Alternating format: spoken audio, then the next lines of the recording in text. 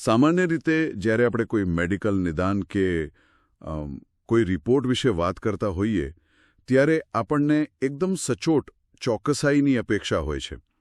બધું જાણે કોઈ મશીન કે એન્જિનિયરિંગ જેવું સ્પષ્ટ લાગે, ખરું ને? જો હાથનું હાડકું તૂટ્યું હોય તો પેલા એક્સરેના કાળા રિપોર્ટમાં પેલી સફેદ તિરાડ એકદમ સ્પષ્ટ દેખાય. બિલકુલ, એમાં કોઈ જ કન્ફ્યુઝન નથી હોતું. ડોક્ટર સીધી આંગળી મૂકીને કહે કે ભાઈ જુઓ, અહીં તકલીફ છે. સાચી વાત. અને ડોક્ટર કહેશે કે આટલો પાટો બાંધવો પડશે. બધું કેટલું ક્લિયર. અને એ સ્પષ્ટતામાં મતલબ આપણને એક પ્રકારની માનસિક રાહત મળે છે. માનવ સ્વભાવ જ એવો છે કે આપણને એવી વસ્તુઓ ગમે છે જેને આપણે આંખે જોઈ શકીએ, માપી શકીએ કે પછી કોઈ ચોક્કસ ખાનામાં મૂકી શકીએ. પણ જ્યારે વાત અંદરની આવે છે ત્યારે બધું બદલાઈ જાય છે, રાઈટ? એક્ઝેક્ટલી. જ્યારે આપણે આપણા આંતરિક માનવીય અનુભવો વિશે વાત કરીએ અને ખાસ કરીને જ્યારે સુખ એટલે કે હેપીનેસ વિશે વાત આવે ત્યારે અચાનક પેલું એક્સરે મશીન કામ કરતું સાવ બંધ થઈ જાય છે. સાચું સુખ શું છે, ક્યાં છે, કેવી રીતે મળે? આ પ્રશ્નોનું ચિત્ર સદીઓથી બહુ જ ધૂંધળું રહ્યું છે. એમાં કોઈ શંકા નથી. અને આજની આપણી આ ગહન ચર્ચામાં આપણે આ જ ધૂંધળા ચિત્રને એકદમ સ્પષ્ટ કરવાનો પ્રયાસ કરવાના છીએ. માનવજાત હજારો વર્ષોથી આ જ એક પ્રશ્નનો ઉત્તર શોધી રહી છે અને કદાચ આપણે આજે પણ ત્યાં જ અટવાયેલા છીએ. તો ચાલો કોઈ પણ જાતના વિલંબ વિના આજના આ વિષયમાં ઊંડી ડૂબકી લગાવીએ. આજની આપણી ચર્ચાનો મુખ્ય વિષય છે સાચું સુખ ખરેખર શું છે. અને આ સમજવા માટે આજે આપણે જુઓ કોઈ સામાન્ય મોટિવેશનલ વાતો નથી કરવાના. ના, જરા નહીં. આપણે બૌદ્ધ ગ્રંથ ધમ્મપદના 15મા અધ્યાય, જેને સુખવગ્ગ એટલે કે સુખનો અધ્યાય કહેવામાં આવે છે, તેના આધારે ગૌતમ બુદ્ધના 2500 વર્ષ જૂના ઉપદેશોનું એકદમ આધુનિક અને વૈજ્ઞાનિક દ્રષ્ટિકોણથી ઊંડાણપૂર્વક વિશ્લેષણ કરીશું. આપણું હેતુ એ છે કે સુખ વિશેની જે બાહ્ય ગેરસમજો આપણા મગજમાં ઘર કરી ગઈ છે તેને તોડીને આંતરિક શાંતિનો રસ્તો શોધવો. આ આખી ચર્ચામાં જે સૌથી આકર્ષક બાબત મને લાગે છે ને તે એ છે કે આ ઉપદેશો ભલે પ્રાચીન સમયમાં અપાયા હોય પણ આજના આધુનિક સોશિયલ મીડિયાથી ઘેરાયેલા અને તણાવગ્રસ્ત સમયમાં તે સૌથી વધુ પ્રસ્તુત છે. બુદ્ધે અહીં માત્ર કોઈ હવામાં ફિલોસોફી નથી આપી, પણ માનવ મન કેવી રીતે કામ કરે છે તેનો એક પ્રોપર મનોવૈજ્ઞાનિક નકશો આપ્યો છે. તો ચાલો સૌથી પહેલા એ જ પાયાની વાતથી શરૂઆત કરીએ કે દુનિયા જેને સુખ માને છે અને બુદ્ધ જેને સુખ કહે છે તેમાં જમીન આસમાનનો તફાવત છે. બહુ જ મોટો તફાવત છે. સામાન્ય રીતે સમાજમાં એક બહુ જ પ્રચલિત સમીકરણ ગોઠવાઈ ગયું છે, ખબર છે ને? બેંકમાં વધારે પૈસા એટલે સુખ, સમાજમાં ઊંચો દરજ્જો એટલે સુખ અને કરિયરમાં મોટી સફળતા એટલે સુખ. આપણે બધા જ ક્યાંક ને ક્યાંક આ જ ફોર્મ્યુલા સાથે જીવી રહ્યા છીએ. સાચી વાત છે. અને કડવું સત્ય એ છે કે આ જ આપણો સૌથી મોટો ભ્રમ છે. જો આપણે મોટા ચિત્ર સાથે આને જોડીએ તો બુદ્ધ બહુ સ્પષ્ટપણે કહે છે કે આ બધું જ તાત્કાલિક છે, ટેમ્પરરી છે. એટલે પરિસ્થિતિઓ પર આધારિત છે. બિલકુલ. આ બધી વસ્તુઓ બાહ્ય છે. પૈસા, પદ કે સંબંધો આ બધું ગમે ત્યારે ગુમ થઈ શકે છે અથવા તો બદલાઈ શકે છે. વાસ્તવિક સુખ એ કોઈ ભૌતિક વસ્તુ નથી. તે મનની એક સ્થિતિ છે, એક સ્ટેટ ઓફ માઇન્ડ છે, જેને બહારની દુનિયા સાથે કોઈ સીધો સંબંધ નથી. અહીં મને એક બહુ જ રસપ્રદ ઉદાહરણ યાદ આવે છે. જો આપણે આખી વાતને આધુનિક સંદર્ભમાં મૂકીએ ને તો બાહ્ય સુખ એ એક ભાડાના સુંદર મકાન જેવું છે. અરે વાહ, બહુ સરસ સરખામણી છે. જુઓ, એ મકાન કદાચ અત્યંત આલિશાન હોય, અંદર લાખો રૂપિયાનું ફર્નિચર હોય, પણ માલિક ગમે ત્યારે નોટિસ આપીને તે મકાન ખાલી કરાવી શકે છે. ત્યાં સુધી કે મકાનમાં રહેતી વખતે પણ મનમાં ક્યાંક ખૂણે એક ડર તો રહેલો જ હોય છે કે આ મારું નથી. સાવ સાચી વાત છે. જ્યારે આંતરિક સુખ, જેમાં મનની શાંતિ, સંતોષ અને કોઈ પણ પ્રકારની આસક્તિથી મુક્તિનો સમાવેશ થાય છે, તે પોતાની માલિકીના ઘર જેવું છે. તેને કોઈ છીનવી શકતું નથી. ભાડાના મકાનનું આ રૂપક ખરેખર બહુ જ સચોટ છે. ભાડાના ઘરમાં આપણે ગમે તેટલું ઇન્વેસ્ટ કરીએ પણ એનો પાયો આપણો પોતાનો નથી હોતો. બુદ્ધ વારંવાર ભારપૂર્વક કહે છે કે આંતરિક સુખ જ એકમાત્ર સ્થાયી વસ્તુ છે. રાઈટ. જ્યારે આપણે આપણા સુખને કોઈ બાહ્ય વસ્તુ, કોઈ વ્યક્તિ કે કોઈ ચોક્કસ પરિણામ સાથે બાંધી દઈએ છીએ ત્યારે આપણે જાણે આપણા સુખની ચાવી કોઈ બીજાના હાથમાં સોંપી દઈએ છીએ. અને જ્યાં નિર્ભરતા છે ત્યાં ડર છે, અને જ્યાં ડર છે ત્યાં સાચું સુખ હોઈ જ ન શકે. પણ એક મિનિટ ઊભા રહો. અહીં મને એક મોટી ગૂંચવણ થાય છે.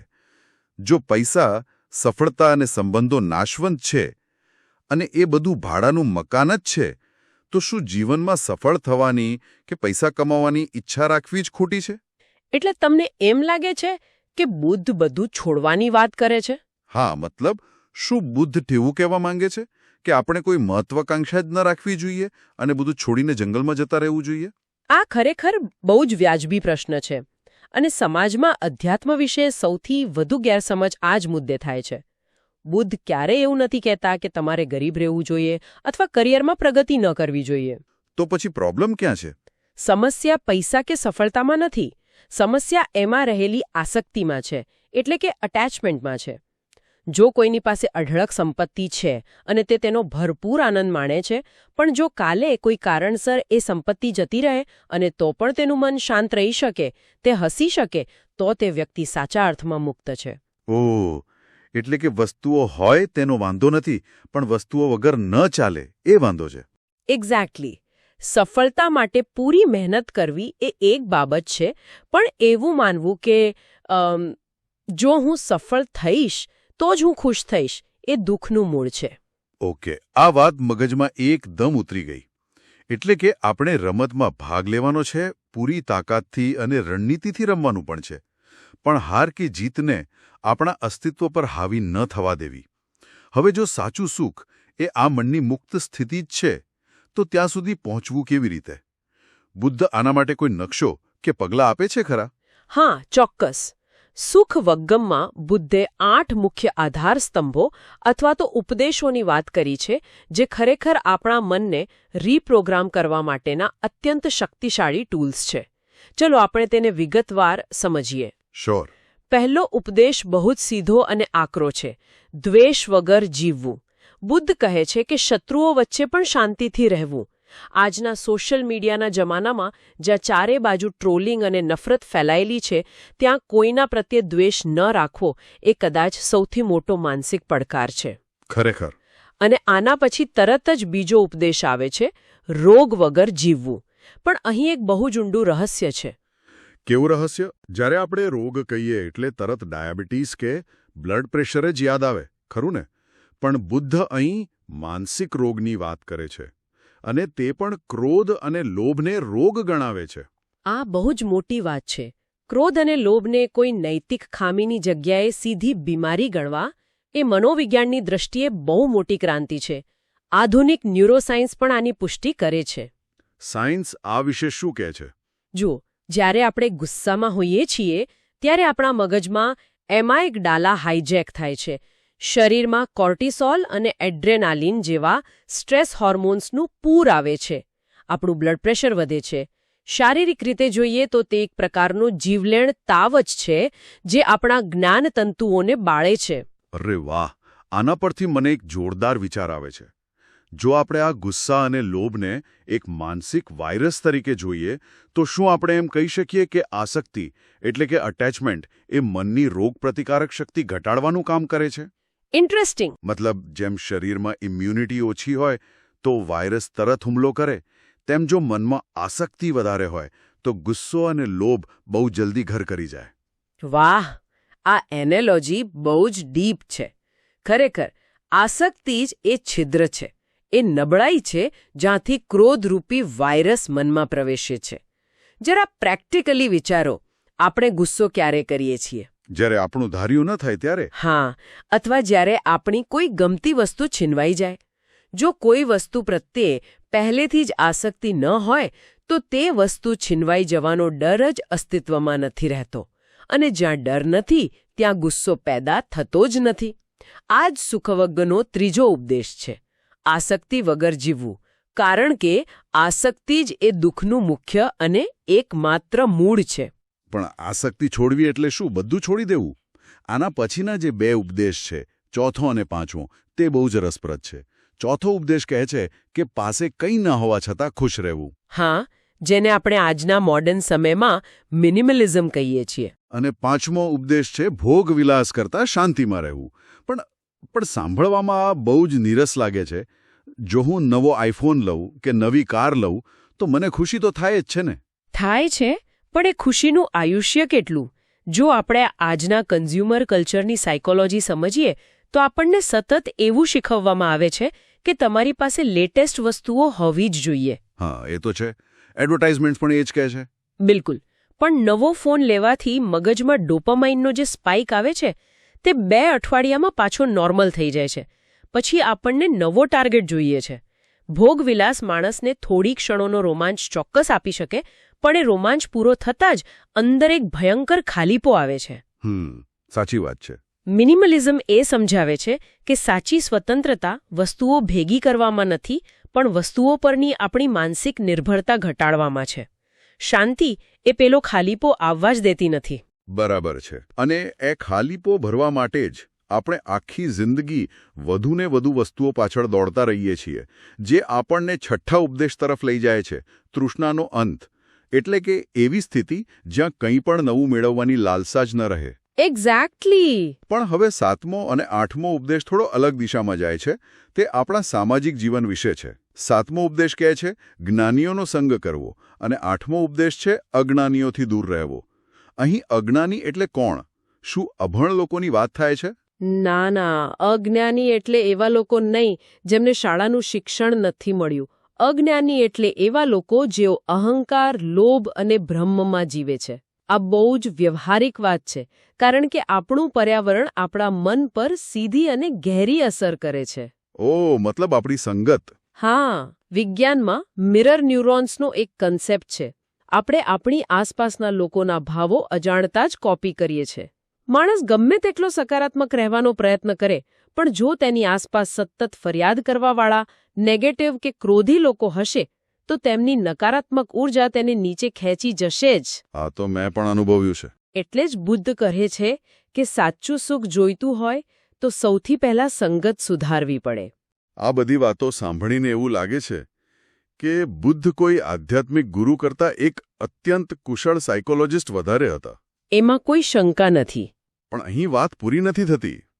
આ 8 ઉપદેશો માત્ર મનોવિજ્ઞાન પૂરતા સીમિત નથી. આની પાછળ એક ચોક્કસ આધ્યાત્મિક વિજ્ઞાન અને યોગિક માળખું કામ કરે છે, જે બહુ જ ડીપ છે. આપણે અત્યાર સુધી મનની વાત કરી, પણ શરીરમાં રહેલી ઉર્જા અને ચક્રો આમાં કેવી રીતે ભાગ ભજવે છે? આ ખરેખર આ ચર્ચાનો સૌથી ઊંડો અને વૈજ્ઞાનિક વળાંક છે. યોગની દ્રષ્ટિએ સમજીએ તો સાચું સુખ એટલે માત્ર બહારની ખુશી નહીં, પણ આનંદ, જેને અંગ્રેજીમાં આપણે બ્લિસ સ્ટેટ કહીએ છીએ. અચ્છા, ખુશી અને આનંદ અલગ છે? હા. સામાન્ય ખુશી એ બહારની ઘટનાઓ પર નિર્ભર છે, પણ આનંદ એ આપણી અંદરથી પ્રગટે છે. અને આ આનંદની પ્રાપ્તિ ધ્યાન અને ઉર્જાના ઉર્ધ્વીકરણથી થાય છે. હા, યોગમાં શરીરના 7 ચક્રોની વાત આવે છે. એવું કહેવાય છે કે જ્યારે આપણો અનાહત ચક્ર એટલે કે હાર્ટ ચક્ર સક્રિય થાય છે, ત્યારે અંદરથી પ્રેમ અને શાંતિ ઉદ્ભવે છે. બિલકુલ સાચું. અને તેનાથી પણ ઉપર અંતિમ તબક્કે જ્યારે માથાના ભાગમાં રહેલું સહસ્રાર ચક્ર એટલે કે ક્રાઉન ચક્ર સક્રિય થાય છે, ત્યારે માણસને આત્મજ્ઞાન એટલે કે એનલાઇટમેન્ટ મળે છે. અને માત્ર આ જ્ઞાન જ કાયમી સુખ લાવી શકે છે. હા, અને આ કોઈ કાલ્પનિક વાતો નથી. આધુનિક ન્યુરોસાયન્સ હવે સ્વીકારે છે કે જ્યારે માણસ ઊંડા ધ્યાનમાં હોય છે કે પૂર્ણ સ્વીકારના ભાવમાં હોય છે, ત્યારે તેના મગજમાં ગામા વેવ્સ ઉત્પન્ન થાય છે. આ ગામા વેવ્સ અત્યંત ઉચ્ચ કક્ષાની એકાગ્રતા, શાંતિ અને બ્રહ્માંડ સાથેના જોડાણનો અનુભવ કરાવે છે. વાહ! પ્રાચીન યોગિક વિજ્ઞાન આને જ સહસ્રાર ચક્રના જાગરણ તરીકે વર્ણવે છે. જ્યારે અનાહત ચક્ર ખુલે છે, તેનો અર્થ એ છે કે તમે શરતી પ્રેમમાંથી, એટલે કે તું મારું કામ કરીશ તો હું તને પ્રેમ કરીશ, એ ભાવમાંથી બહાર આવીને બિનશરતી પ્રેમ તરફ વળો છો. પણ જો આપણે થોડી પ્રેક્ટિકલ વાત કરીએ તો, જ્યારે આપણે આ ચક્રો અને ગામા વેવ્સની વાતો સાંભળીએ, ત્યારે સામાન્ય માણસને એવું જ લાગે કે ભાઈ આ બધું તો હિમાલયની ગુફાઓમાં બેઠેલા સાધુઓ માટે છે. હા, એવું લાગવું બહુ સ્વાભાવિક છે. વિચારો, જે વ્યક્તિ સવારે 9 થી 5ની થકવી નાખતી નોકરી કરે છે, બમ્પર ટુ બમ્પર ટ્રાફિકમાં ફસાય છે, જેના માથે હોમ લોન અને કાર લોનના હપ્તાનું ટેન્શન છે. શું તે પોતાના આ રોજિંદા તણાવ અને ભાગદોડ વચ્ચે આ ચક્રોની શક્તિ અને આ આનંદની સ્થિતિનો અનુભવ કરી શકે ખરો? આ પ્રશ્ન ખરેખર દરેક સામાન્ય માણસના મનમાં ઉઠે તેવો છે, અને એનો જવાબ છે 100% હા. 100%? હા. આનંદની સ્થિતિનો અનુભવ કરવા માટે કોઈએ સંસાર છોડીને હિમાલય જવાની જરૂર નથી. તે માટે માત્ર રોજિંદા જીવનમાં જાગૃતિ એટલે કે માઇન્ડફુલનેસ લાવવાની જરૂર છે. એ કેવી રીતે? કોઈ ઉદાહરણથી સમજાવો તો વધારે ખ્યાલ આવે. ચોક્કસ. ધારો કે આપણે ટ્રાફિકમાં ફસાયા છીએ. સામાન્ય પ્રતિક્રિયા શું હોય? હોર્ન વગાડવું, ગુસ્સે થવું, સ્ટ્રેસ લેવો. હા, હું તો બહુ જ અકળાઈ જાઉં છું. રાઈટ. આ સમયે આપણું મગજ બીટા વેવ્સમાં એટલે કે સર્વાઇવલ મોડમાં હોય છે. પણ જો તે જ ક્ષણે આપણે એક ઊંડો શ્વાસ લઈએ અને સ્વીકારનો ભાવ લાવીએ કે હું અત્યારે આ પરિસ્થિતિમાં છું અને મારો ગુસ્સો આ ટ્રાફિક ઓછો કરવાનો નથી, આ નાનકડો સ્વીકાર આપણા મગજને બીટામાંથી આલ્ફા વેવ્સ તરફ લઈ જાય છે. અરે વાહ! આ જે શરતી પ્રતિક્રિયાઓમાંથી બહાર આવવાની પ્રક્રિયા છે ને, તે જ અનાહત ચક્રને સક્રિય કરવાની શરૂઆત છે. ધ્યાન એ માત્ર આંખો બંધ કરીને અડધો કલાક બેસવાની પ્રક્રિયા નથી. ધ્યાન એ ખુલ્લી આંખે પૂરી સભાનતા સાથે જીવનના દરેક કામ કરવાની કળા છે. અદ્ભુત. આનો અર્થ એ થયો કે ટ્રાફિક જામ પણ આધ્યાત્મિક પ્રગતિ માટેની એક તક બની શકે છે. તો આ જ વાત આપણને આજના વિશ્લેષણના સૌથી વ્યવહારિક અને છેલ્લા ભાગ તરફ લઈ જાય છે. હા, પ્રેક્ટિકલ એપ્લિકેશન. આધ્યાત્મિક ચક્રો અને આખી ફિલોસોફી તો આપણે બહુ ઊંડાણથી સમજ્યા, પણ કાલે સવારે ઉઠીને કોઈ વ્યક્તિએ આ જ્ઞાનનો રોજિંદા જીવનમાં અમલ કરવો હોય તો શરૂઆત ક્યાંથી કરવી? જો આપણે બુદ્ધની આખી ફિલોસોફીનો નિચોડ કાઢીએ તો પૃથ્વી પર જીવન જીવવાના મુખ્ય 2 જ રસ્તા છે. પહેલો રસ્તો છે પ્લેઝર સિકિંગ, એટલે કે ભૌતિક સુખ, ભોગવિલાસ અને અનંત ઈચ્છાઓ પાછળ આખી જિંદગી દોડવું. આપણે એમ જ વિચારીએ છીએ કે પ્રમોશન મળશે એટલે ખુશ થઈશ, નવું ઘર લઈશ એટલે ખુશ થઈશ. હા, મનોવિજ્ઞાનમાં જેને હેડોનિક ટ્રેડમિલ કહે છે. મતલબ તમે દોડતા જ રહો છો, થાકી જાઓ છો, છતાં પહોંચતા કોઈ જગ્યાએ નથી, કારણ કે ટ્રેડમિલ તો ત્યાં જ છે. એકદમ સાચું. આ રસ્તાનું પરિણામ બહુ જ સ્પષ્ટ છે. થોડી ક્ષણો પૂરતું સુખ મળશે, પણ લાંબા ગાળે એ અસંતોષ, કંટાળો અને દુઃખ જ લાવશે. અને બીજો રસ્તો છે પીસ સિકિંગ, એટલે કે શાંતિ અને આંતરિક સંતોષનો રસ્તો. તેમાં માણસ બહારની આ આંધળી દોડધામ છોડીને પોતાની અંદરના જ્ઞાન તરફ વળે છે. અને આ સ્થાયી સુખ સુધી પહોંચવા માટે બુદ્ધના ઉપદેશોમાંથી 4 વ્યવહારિક પ્રયોગો તારવી શકાય છે, જે કોઈ પણ વ્યક્તિ આજે જ અત્યારે જ શરૂ કરી શકે છે. કયા 4 પ્રયોગો? પહેલો પ્રયોગ છે ગ્રેટિટ્યૂડ, એટલે કે કૃતજ્ઞતા. આપણી પાસે અત્યારે જે કંઈ પણ છે તેનો દિલથી આભાર માનવો. બીજો પ્રયોગ છે ડિઝાયર રિડક્શન, એટલે કે ઈચ્છાઓ ઘટાડવી અને જરૂરિયાત તથા ઈચ્છા વચ્ચેનો ભેદ સમજવો. ત્રીજો છે માઇન્ડફુલનેસ, એટલે કે ભૂતકાળનો અફસોસ કે ભવિષ્યની ચિંતા છોડીને સંપૂર્ણપણે વર્તમાન ક્ષણમાં જીવવું. અને ચોથો પ્રયોગ છે ગુડ કંપની, એટલે કે સારા અને સકારાત્મક લોકો સાથે રહેવું. બહુ જ સરસ રીતે તમે આને સમરાઇઝ કર્યું. આ 4 પ્રયોગો અલગ અલગ નથી, પણ એકબીજા સાથે જબરદસ્ત રીતે જોડાયેલા છે. કેવી રીતે? જ્યારે માણસ કૃતજ્ઞતા અનુભવે છે ત્યારે આપોઆપ તેની વધુ મેળવવાની બિનજરૂરી ઈચ્છાઓ ઓછી થઈ જાય છે. જ્યારે ઈચ્છાઓ ઓછી થાય ત્યારે મન ભવિષ્યની વ્યર્થ ચિંતાઓમાંથી મુક્ત થઈને વર્તમાન ક્ષણમાં એટલે કે માઇન્ડફુલનેસમાં સ્થિર થાય છે.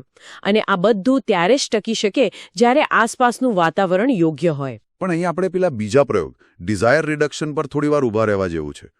મને અહીં એક બહુ જ પ્રેક્ટિકલ અને સચોટ પ્રશ્ન ઉઠાવવાનું મન થાય છે. પૂછો ને. જો આજના જમાનામાં જરૂરિયાત અને ઈચ્છા વચ્ચેની લાઈન બહુ જ પાતળી થઈ ગઈ છે. હા. આજે જે લક્ઝરી લાગે છે, કાલે એ જ વસ્તુ જરૂરિયાત બની જાય છે. તો શું ઈચ્છાઓ ઘટાડવાનો અર્થ એ છે કે ભવિષ્ય માટે કોઈ પ્રગતિ જ ન કરવી, કોઈ આયોજન જ ન કરવું? આ બહુ જ કોમન ડાઉટ છે. ધારો કે કોઈ યુવાન એમ વિચારે કે મારી પાસે ઓફિસ જવા માટે સાયકલ છે અને હું એમાં સંતુષ્ટ છું, તો શું એણે મહેનત કરીને કાર લેવાનું સ્વપ્ન જોવાનું જ બંધ કરી દેવું જોઈએ? શું આ ફિલોસોફી માણસને આળસુ નથી બનાવતી? બહુ જ સારો પ્રશ્ન છે અને આધુનિક વિશ્વમાં આ મૂંઝવણ બહુ સામાન્ય છે. પણ જો આપણે આને ઊંડાણથી સમજીએ તો જરૂરિયાત અને તૃષ્ણા વચ્ચેનો ભેદ બહુ સ્પષ્ટ છે. જરૂરિયાત શરીર, વ્યવહાર અને જીવન ટકાવવા માટે હોય છે, જ્યારે તૃષ્ણા એ માત્ર આપણા અહંકારને સંતોષવા માટે હોય છે. અચ્છા. પેલો યુવાન કાર લેવાનું આયોજન કરે તે જરાય ખોટું નથી. જો તેને લાંબા અંતરની મુસાફરી માટે, સમય બચાવવા માટે કે પરિવારની સગવડ માટે કારની જરૂર હોય તો તે એક વ્યવહારિક લક્ષ્ય છે. ઓકે, તો પછી પ્રોબ્લેમ ક્યાં શરૂ થાય છે? આસક્તિ ક્યારે જન્મે છે? પ્રોબ્લેમ ત્યારે શરૂ થાય છે જ્યારે તે યુવાન એમ વિચારે કે મારા પડોશી પાસે 50 લાખની કાર છે તો મારે પણ તેનાથી મોટી કાર જ લેવી છે, જેથી સમાજમાં મારો મોભો વધે અને લોકો મારી ઈર્ષા કરે. ઓહ, એટલે અહીં વાત ઈગોની આવી ગઈ. બિલકુલ. અહીં કાર એ મુસાફરીનું સાધન નથી રહેતું, પણ અહંકારનું પ્રતીક બની જાય છે. બુદ્ધ ભવિષ્યના આયોજનની કે મહેનત કરવાની ક્યારેય ના નથી પાડતા, પણ ભવિષ્યની ચિંતામાં કે બીજાને દેખાડો કરવામાં આજની શાંતિ બગાડવાની ના પાડે છે. તમે મોટું લક્ષ્ય બનાવો, તેના માટે સખત મહેનત કરો, પણ તમારી ખુશીને એ લક્ષ્ય પૂરું થવા પર મુલતવી ન રાખો. બહુ જ સરસ રીતે તમે આ ગૂંચવણ ઉકેલી દીધી. ટૂંકમાં કહીએ તો મુસાફરીનો એટલે કે પ્રોસેસનો જ આનંદ માણવો, માત્ર મંજિલ પર નજર રાખીને ચાલવા કરતા. સાવ સાચી વાત. તો જો આજના આ પૂરા વિશ્લેષણના મુખ્ય તારણો કાઢવા હોય તો આપણે એટલું ચોક્કસ કહી શકીએ કે સુખ એ બહારની દુનિયામાં શોધવા જવાની કોઈ પ્રોડક્ટ નથી, તે આપણી અંદર રહેલી એક જીવંત સ્થિતિ છે. આપણે આખી જિંદગી બહારની દુનિયામાં, વસ્તુઓમાં અને લોકોમાં ફાંફા મારીએ છીએ, જ્યારે અસલી ખજાનો આપણી અંદર જ દટાયેલો છે. એક્ઝેક્ટલી. શાંતિ એ કોઈ બોરિંગ કે નિષ્ક્રિય વસ્તુ નથી. આંતરિક શાંતિ જ સૌથી ઉચ્ચ કક્ષાનું સાચું સુખ છે. આસક્તિ છોડવી અને પોતાના અસલી સ્વરૂપનું જ્ઞાન અપનાવવું એ જ આખી ચર્ચાનો સાર છે. બિલકુલ. અને બુદ્ધનો આ માર્ગ કોઈને પણ કોઈ પણ પરિસ્થિતિમાં સાચું સુખ મેળવવામાં મદદ કરી શકે છે. ધમ્મપદના આ ઉપદેશોમાં એક બહુ જ શક્તિશાળી વાક્ય છે જે ખરેખર જીવન બદલી શકે તેવું છે. સાચું સુખ મેળવવા માટે બહાર નહીં, અંદર જાઓ. પણ આજની આ ગહન ચર્ચા પૂરી કરતા પહેલા અમે આ સાંભળનાર સૌ માટે એક એવો વિચાર મૂકવા માંગીએ છીએ જે ખરેખર વિચારવા પર મજબૂર કરી દેશે. ચોક્કસ. એક નવો દ્રષ્ટિકોણ આપવો જોઈએ. જરા શાંતિથી કલ્પના કરો.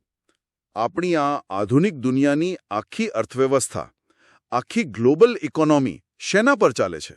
તે લોકોની વધુને વધુ મેળવવાની તૃષ્ણા એટલે કે ડિઝાયર અને કન્ઝ્યુમરિઝમ પર ટકેલી છે. એમેઝોનના સેલથી લઈને ઇન્સ્ટાગ્રામની જાહેરાતો બધું જ આપણને સતત અસંતુષ્ટ રહેવાનું શીખવે છે. કારણ કે જો આપણે સંતુષ્ટ થઈ જઈએ તો આપણે નવી વસ્તુઓ ખરીદવાનું બંધ કરી દઈએ. હા, અને તો પછી બિઝનેસ કેવી રીતે ચાલે? એ જ તો. હવે જરા વિચારો, જો કાલે સવારે દુનિયાનો દરેક માણસ અચાનક આ સુખવદનાના સિદ્ધાંતો સમજી લે, તેને પૂરી રીતે અપનાવી લે, પોતાની બધી જ આસક્તિ અને તૃષ્ણાઓ છોડી દે અને પોતાની પાસે જે કંઈ પણ છે તેમાં સંપૂર્ણ સંતુષ્ટ થઈ જાય, તો શું થશે? શું આધુનિક દુનિયાનું આખું આર્થિક માળખું કરડબૂસ થઈને તૂટી નહીં પડે? આ ખરેખર એક જબરદસ્ત અને ડરાવણો વિરોધાભાસ છે. આપણી અર્થવ્યવસ્થાને ટકવા માટે માણસનું અશાંત અને અતૃપ્ત રહેવું જરૂરી છે. બિલકુલ. તો શું સાચું માનવીય સુખ અને આધુનિક આર્થિક વિકાસ એકબીજાના કટ્ટર વિરોધી છે? શું આ દુનિયામાં આર્થિક રીતે ગ્રોથ કરવા માટે માનસિક રીતે અશાંત અને અસંતુષ્ટ રહેવું ફરજિયાત છે? હા, બહુ જ મોટો પ્રશ્ન છે. હા, અને પેલો મેડિકલ એક્સ-રે રિપોર્ટ કદાચ અહીં પણ આપણને કોઈ સીધો જવાબ નહીં આપી શકે. આ પ્રશ્નનો ઉત્તર કોઈ બહારના પુસ્તકમાં નહીં, પણ કદાચ આપણી અંદર જ છુપાયેલો છે. આ વિચાર સાથે જ આજની આ ગહન ચર્ચા આપણે અહીં જ અટકાવીએ છીએ. ફરી મળીશું એક નવા વિષય અને નવા વિશ્લેષણ સાથે. ત્યાં સુધી અંદરનું સુખ શોધતા રહો.